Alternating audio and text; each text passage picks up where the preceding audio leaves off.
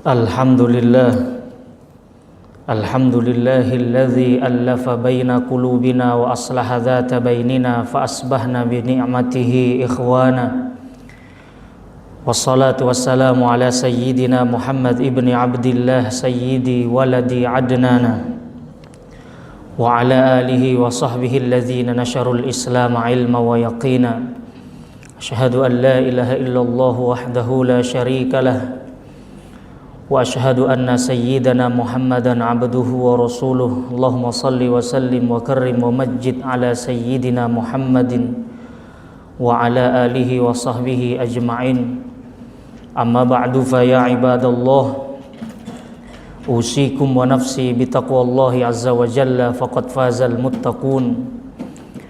Wa qad qala Allah ta'ala fil Qur'anil Karim wa huwa asdaqul qailin, ya ayyuhalladzina amanu taqullaha haqqa tuqatih wa la tamutunna illa wa antum muslimun. Shadaqallahul azim.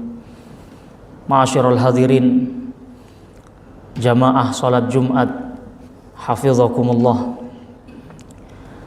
Marilah dalam kesempatan khutbah singkat di siang hari ini kita merenungi kembali tentang satu berita besar yang pernah diprediksikan oleh baginda Nabi Muhammad SAW sekitar 14 abad tahun yang lalu, tentang kondisi umat Islam di akhir zaman, di mana Imam Abu Dawud meriwayatkan sebuah hadis dari sahabat Thauban radhiyallahu taala anhu, bahwa suatu ketika baginda Nabi SAW bersabda, yushikul umam an tada'a alaikum kama tada'al akalatu ila qas'atiha. Kata Nabi, akan datang suatu zaman, akan datang suatu masa di mana kalian wahai umat Islam akan diperebutkan dan dicabik-cabik sebagaimana para pemangsa memperebutkan makanan di atas meja hidangan. Lalu sahabat ada yang bertanya, amin qillatin nahnu ya Rasulullah. Ketika masa itu datang, apakah jumlah kita sedikit atau minoritas wahai Rasulullah? Nabi mengatakan, bal antum yauma idzin kutsur. Sebaliknya, justru jumlah kalian saat itu sangatlah banyak. Walakinnakum gusaun ka gusais sail. Tetapi kualitas kalian seperti buih di lautan, banyak tetapi terombang-ambing oleh air di lautan. Wala yanzi'annallaha min suduri aduwikum al-mahabata minkum wa la yakdifannallaha fi qulubikumul wahna. Ketika itu Allah mencabut rasa gentar dan ketakutan dari hati musuh-musuh kalian, sebab di dalam diri kalian ada penyakit yang bernama wahan. Famal wahnu ya Rasulullah, apakah penyakit wahan itu wahai Nabi? Rasul menjawab, hubbud dunya wa karahiyatul maut. Kecintaan terhadap dunia yang melampaui batas dan takut akan kematian. Ma'asyiral hadirin, jamaah Jumat hafizakumullah. Kiranya hadis ini bisa menghentak kesadaran kita di siang hari ini, bahwa Nabi memberikan kabar barangkali masa yang diprediksikan oleh baginda Nabi sudah tiba saatnya, yaitu hari ini, di mana kita umat Islam besar secara kuantitas tetapi jauh tertinggal secara kualitas. Dan realita itu barangkali bisa kita saksikan hari ini dalam berbagai macam aspek kehidupan. Dalam aspek ilmu pengetahuan misalnya, dalam sejarah 105 tahun pemberian hadiah Nobel dalam bidang ilmu pengetahuan, kita umat Islam yang hari ini totalnya sekitar 2,1 miliar penduduk muslim di dunia, berbanding dengan komunitas Yahudi misalnya yang hanya berjumlah 14 juta populasi di dunia ini, Tetapi dalam bidang Nobel ilmu pengetahuan 180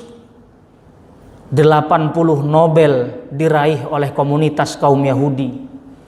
Sedangkan kita yang berjumlah 2,1 miliar baru menyumbang 3 ilmuwan yang berhasil mendapatkan hadiah Nobel dari segala bidang, fisika, matematika, sastra, dan lain sebagainya.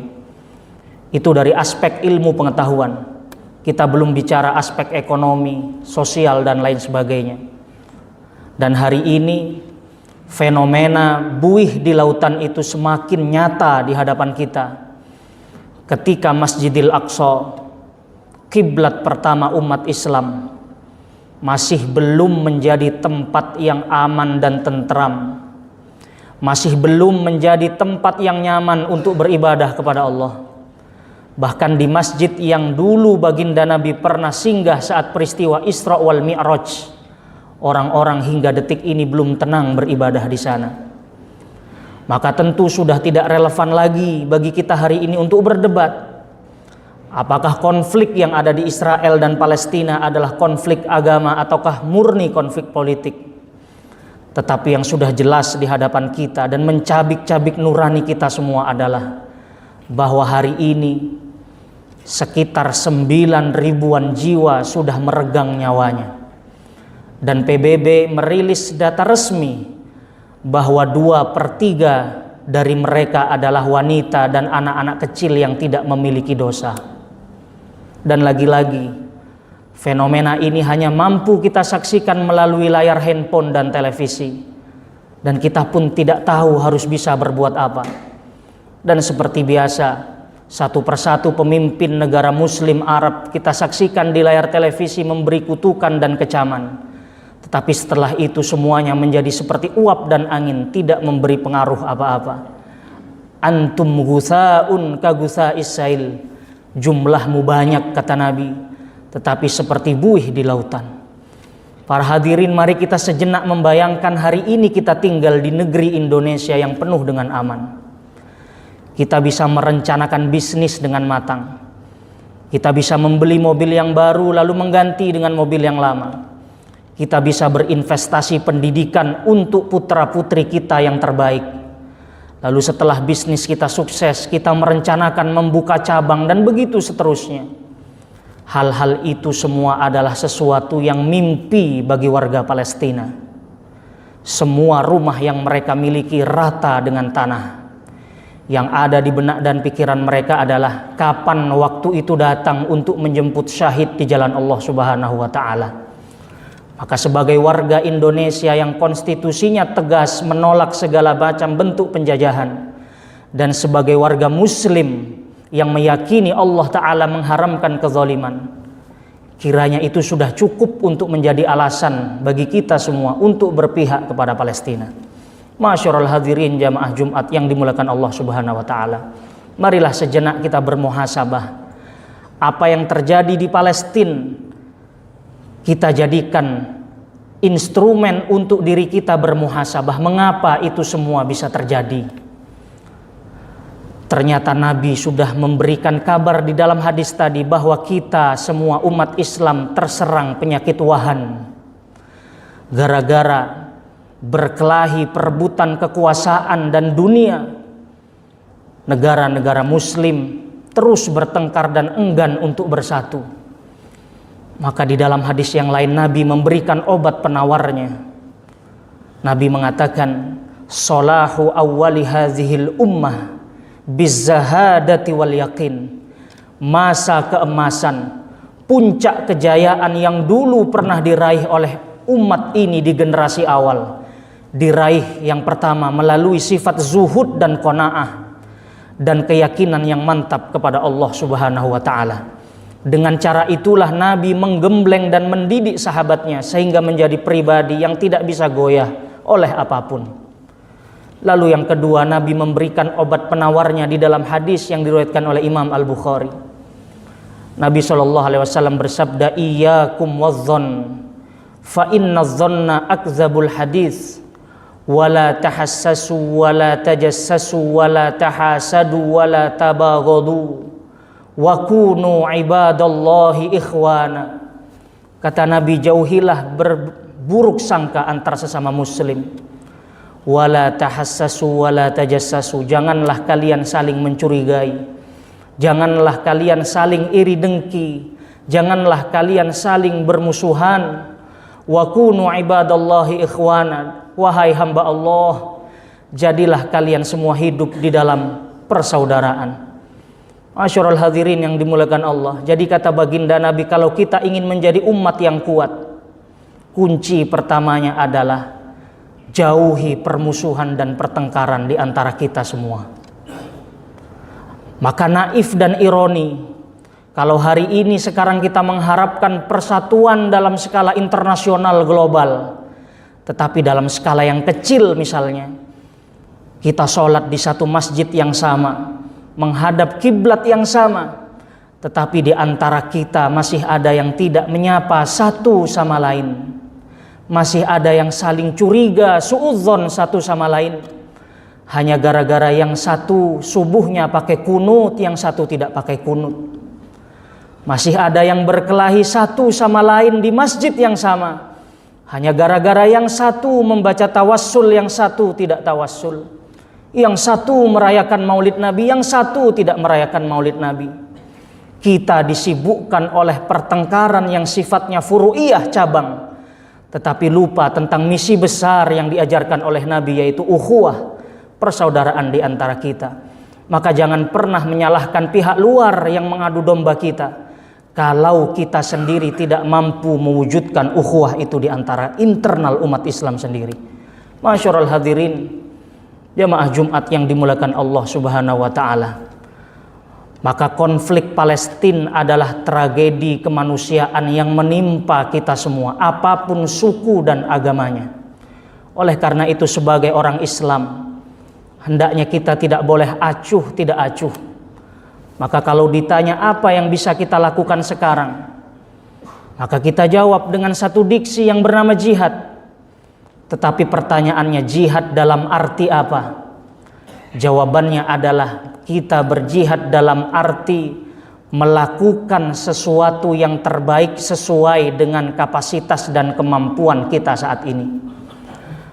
Maka para pemimpin-pemimpin dunia, mereka berjihad melalui lobi-lobi di forum internasional, di meja-meja perundingan. Lalu para ulama dan orang-orang yang berilmu memiliki jihad dalam bentuk lain, yaitu memberikan wawasan sejarah Palestina kepada generasi-generasi kita. Di tengah upaya menghapus Palestina dari peta global, maka tugas kita adalah mengajarkan sejarah Palestina kepada generasi anak cucu kita. Jangan sampai Palestina dilupakan begitu saja.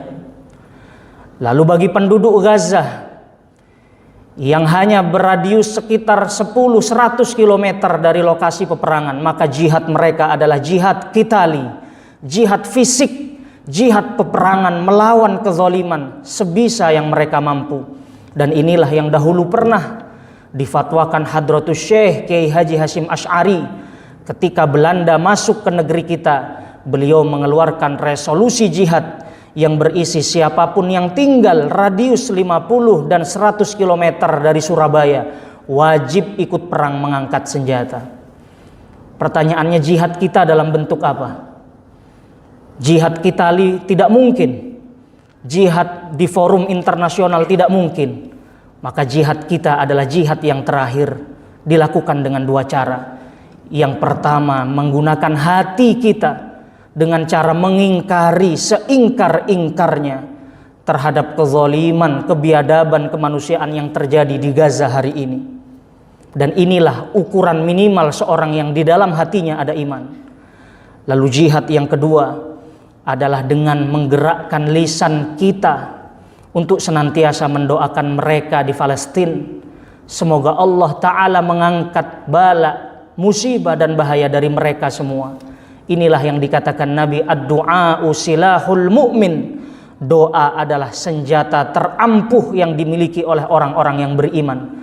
Maka kalau jihad yang paling level terbawah ini kita tinggalkan, mau mengambil bagian apa dari sikap kita kepada saudara kita muslim di Palestina hari ini? Maka mudah-mudahan Allah Ta'ala menurunkan as-sakinah, perdamaian. Allah Ta'ala senantiasa menurunkan solusi.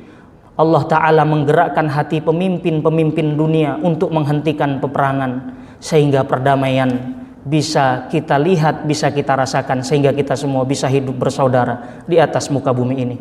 Barakallahu li wa lakum fil Qur'anil azim wa nafa'ani bihi wa iyyakum minal ayati wa dzikril hakim. Aqulu qawli hadza wastaghfiruhu innahu huwal ghafurur rahim.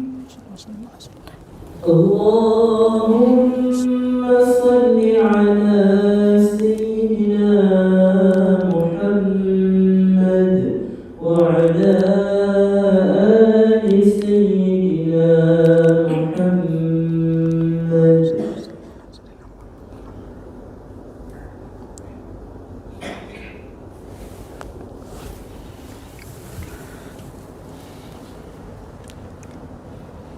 Alhamdulillahi hamdan katsiran kama amara.